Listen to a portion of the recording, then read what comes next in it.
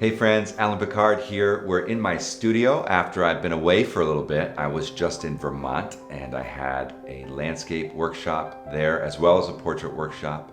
Earlier in the month here in Connecticut, I gave a landscape workshop, and I'll tell you, in these workshops people continue to ask me, how do I paint trees?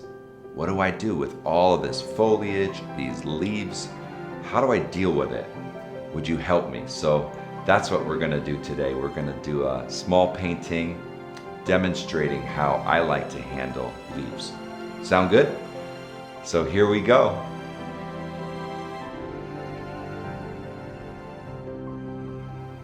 All right, so we're gonna start on a sheet of sanded lacquer. It's a vegetable grind surface that's really lovely. There's a number of beautiful toned surfaces that the lacquer paper offers.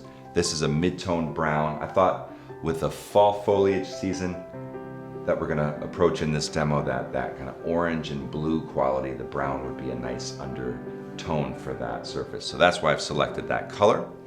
And I'm just gonna start with a little piece of vine charcoal and we'll begin. Okay, so the whole thing here with these trees is that we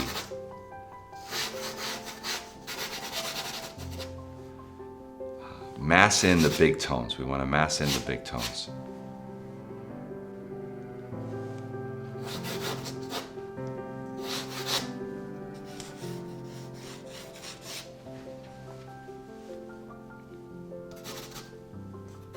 Just going to mass in wherever I see a nice solid form. Get some tone in there. Quick indication of the trunks of the trees. We definitely see some clear lines on those trunks. Pop them out. Just a simple movement of the forms. And I'm squinting my eyes. I want to keep squinting my eyes. I squint my eyes like this just so that I only see a little tiny bit of detail, almost no detail.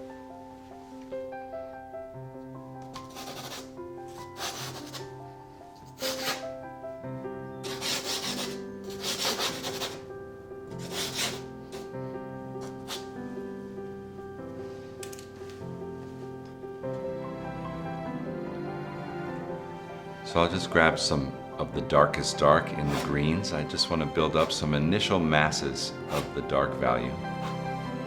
And if I see the values blend together, I'll just fuse them together at this stage.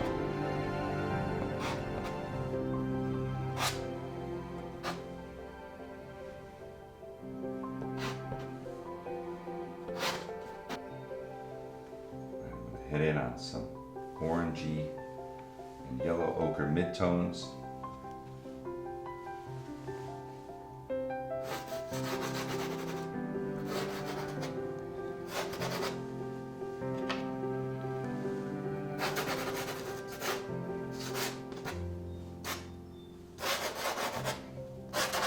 So wherever I see those large masses of leaves, I'll just suggest them.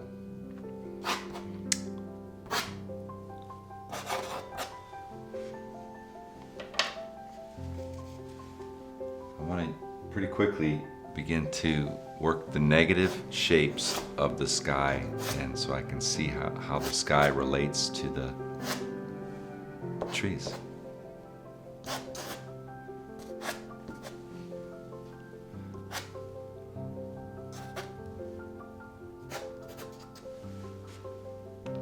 Even deeper, richer color up top.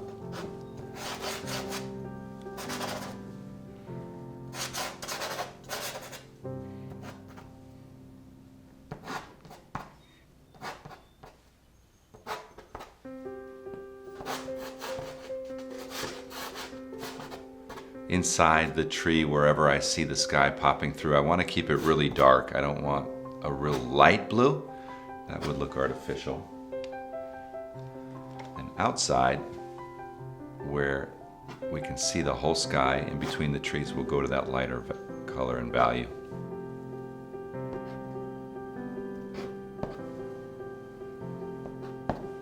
So this is a lighter value than the last blues. We get that gradation of the sky around this tall tree. And so much of making the tree work is actually this negative shape of the sky, the way it creates a big, simple shape of a tree. We use maybe an aqua blue at the bottom, in between these tree trunks. Just carve out that negative shape. So that's one real key principle. When we're painting trees, we look for the negative shapes around them, so we can sculpt them out and carve them out.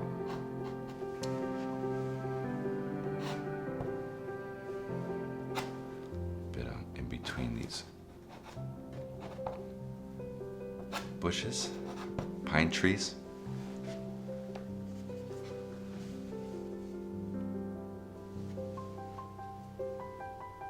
Go back in to the masses of these trees and push in with some more value, some nice strong green value on the shadow sides, and also as we move into that pine tree below. A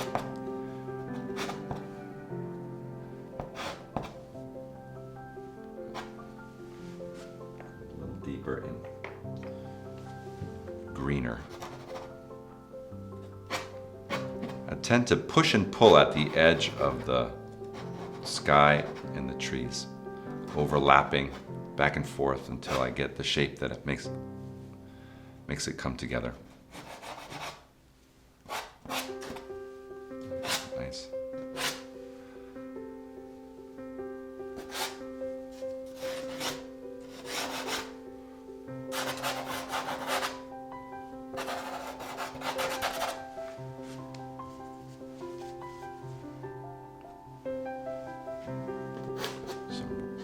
Burnt sienna, reddish.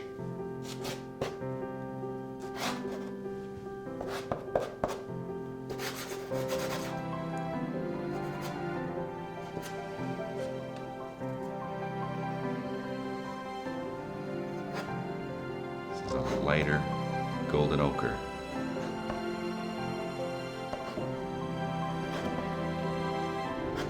Just looking for where the light values of the foliage pull out from the midtones.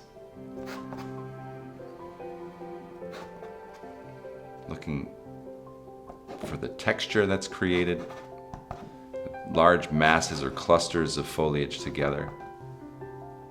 Move to a lime green.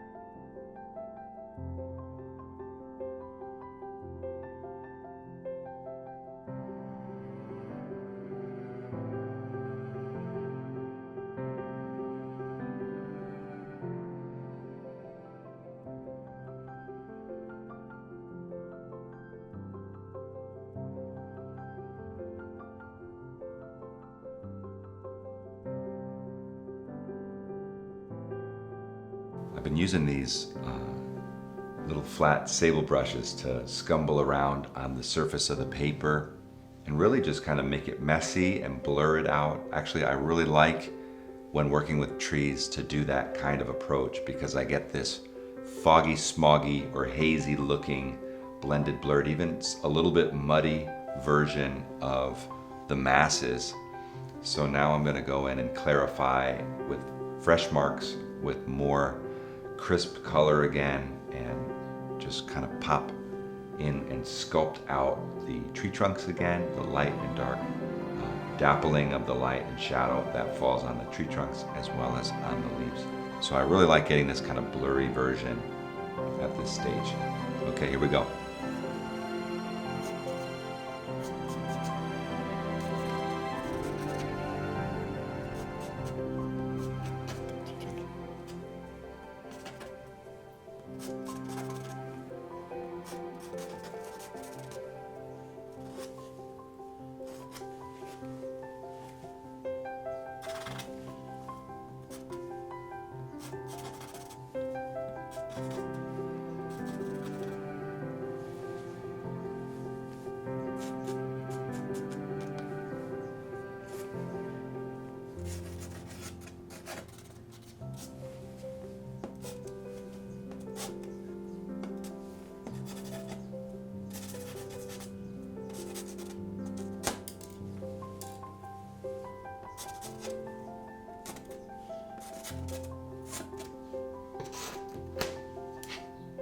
Keep breaking these little soft, fine charcoals.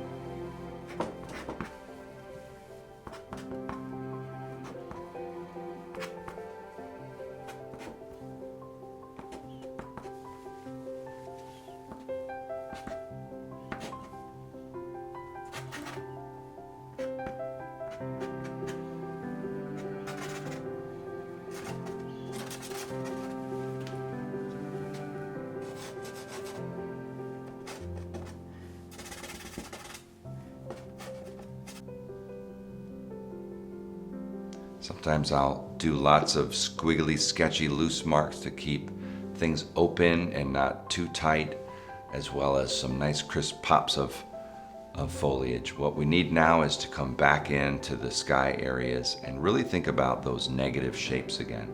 So I'm gonna begin to carve out with the blue the negative shapes around the trees, and that'll clarify the shapes of the foliage as well as tree trunks and leaves.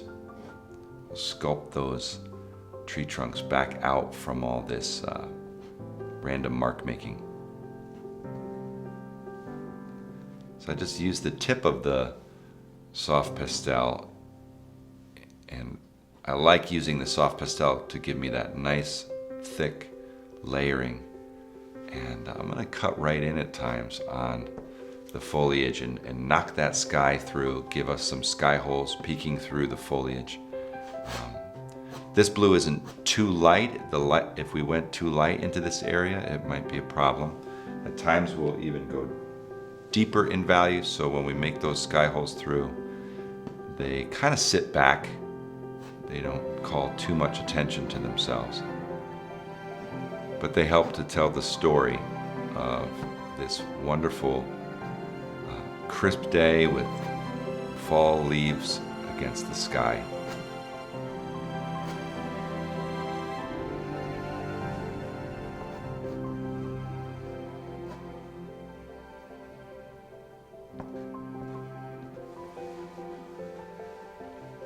So as I'm putting these marks on, it really starts to help develop that feeling of the foliage against the sky. And I'm all after suggestion, not specific literal description of the leaves. I just want to suggest the leaves. And a lot of that suggestion will happen at the edge between the masses and the sky.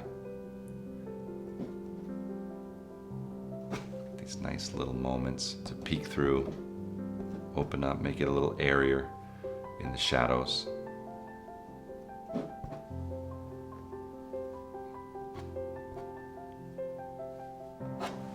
Also look for parts where you have the dark shadow area and then maybe a lighter value, and you can use that mid-tone to step the value between those rich shadows and the lighter sky or the lighter foliage. That stepping of the value using a mid-tone works really well.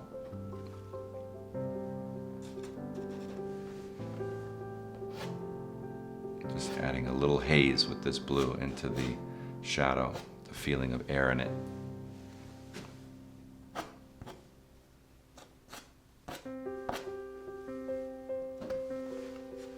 Back to that lighter blue.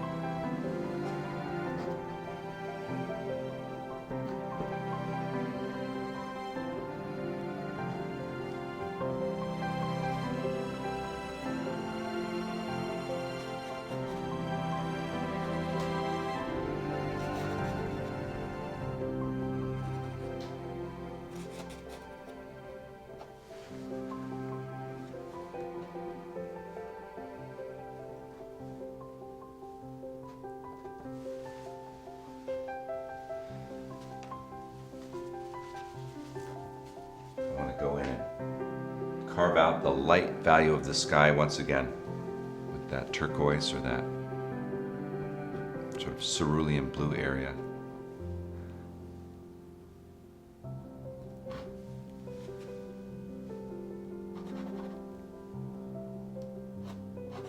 I go one darker.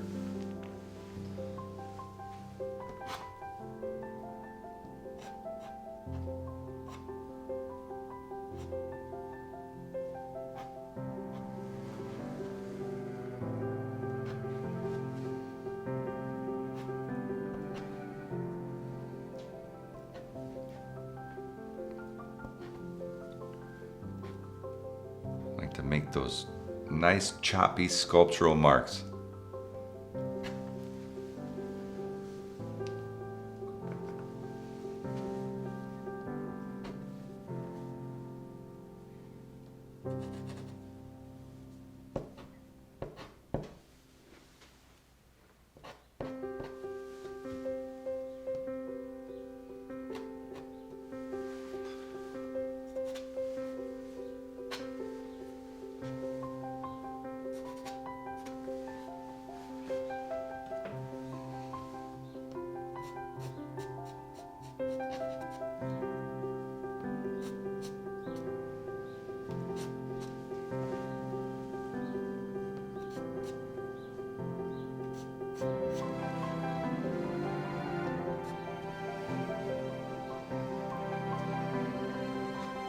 So I'll use a new pastel or a hard pastel at times just to cut in with a nice crisp edge on that tree trunk.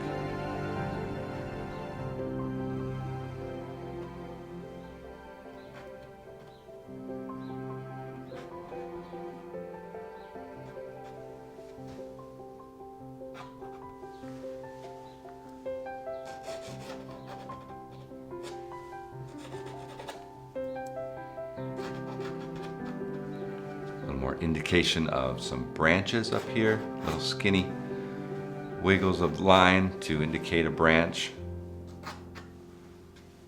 Again, it's the power of suggestion over being very specific in our description.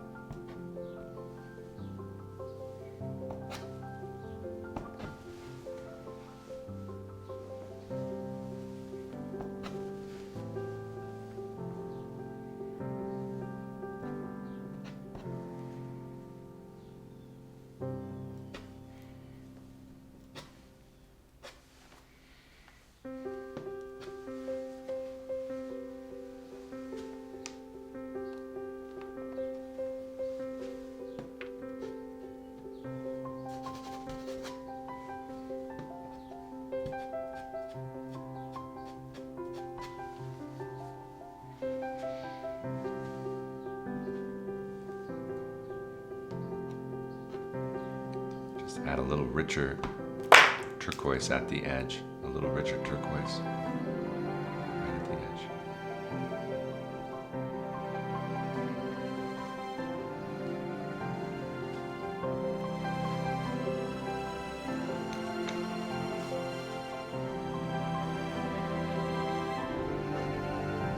Add a little pink in.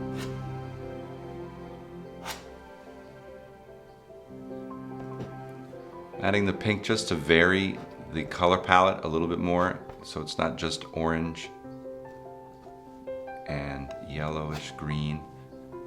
Add a little pink back in to give it some sparkle.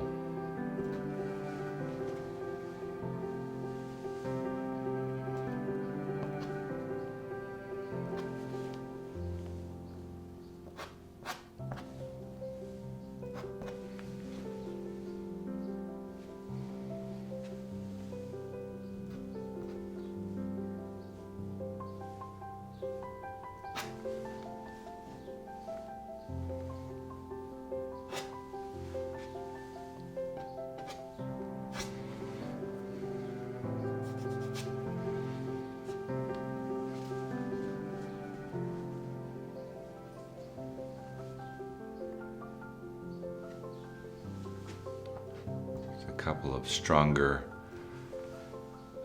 really saturated marks here to operate as color accents. There's a lot of color in this, obviously, but this even more saturated orange will create a sparkle.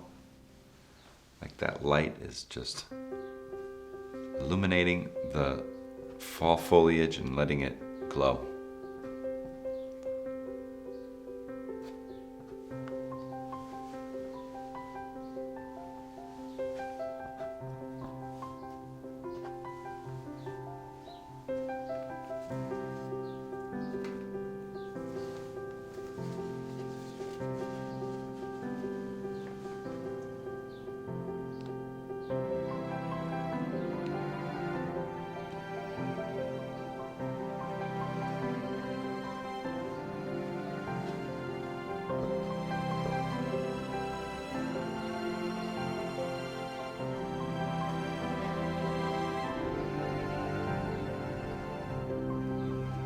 I'm just checking to make sure my basic tree trunks make sense here as I look and watch them wind their way up the painting.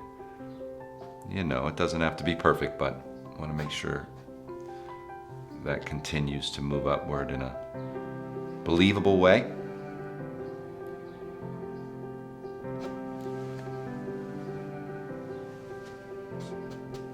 Keeping that quiet over there.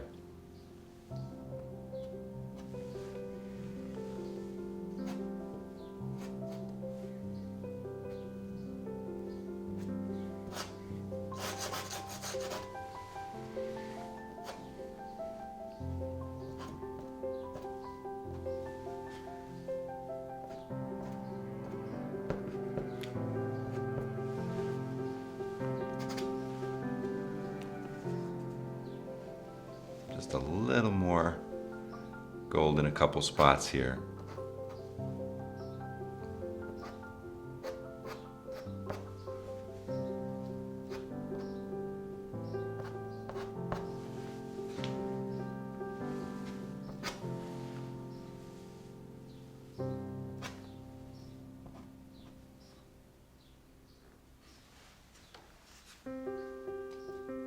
Just want to get a little bit of light to sit on those tree trunks.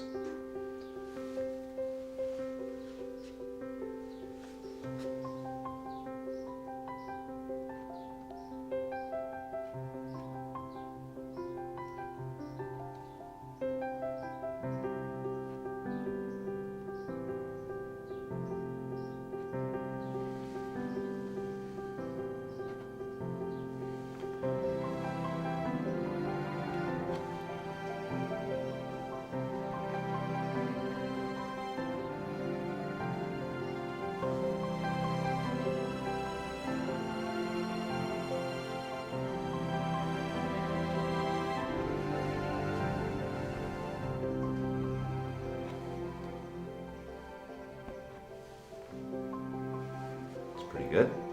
I like that.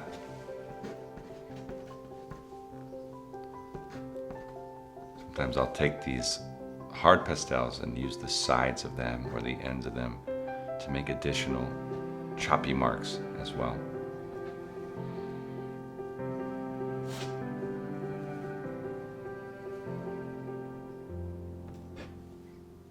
I don't want to go too crazy, but a little indication of a tree trunk there. Just a bit here. That's good.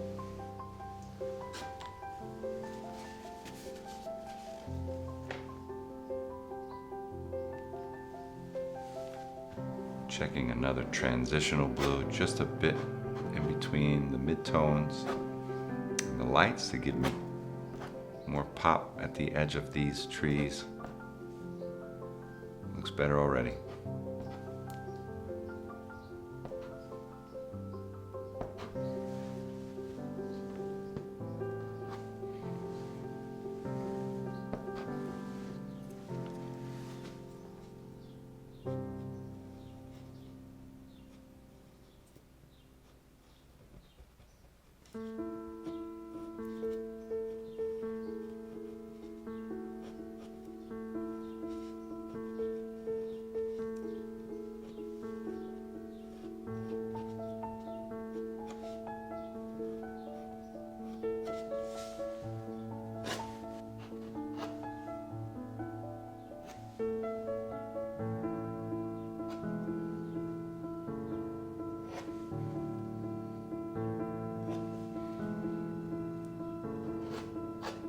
Get some final little indications of small branches, flicking through those large clusters.